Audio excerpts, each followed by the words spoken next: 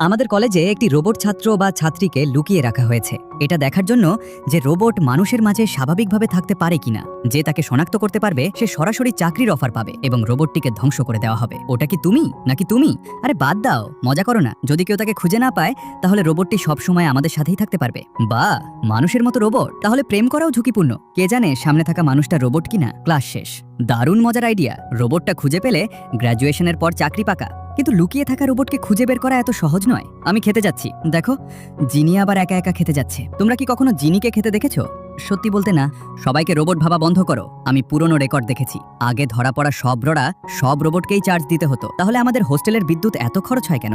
আরে বিদ্যুৎ বিল তো স্বাভাবিকই। চলো গোসল করতে যাই। আমি যাব না, অ্যাসাইনমেন্ট বাকি আছে। ঠিক আছে আমরা যাই, কিন্তু রোবট তো পানি এড়িয়ে চলে, তাই না? তোমরা কি কখনো জিনিকে গোসল করতে দেখেছো? সে দক্ষিণের মেয়ে, তাই পাবলিক বাথরুম পছন্দ করে না। তবুও আমার ওর ওপর সন্দেহ আছে। চাকরির লোভে তুমি অন্ধ হয়ে গেছো। রোবটদের তো কোনো অনুভূতি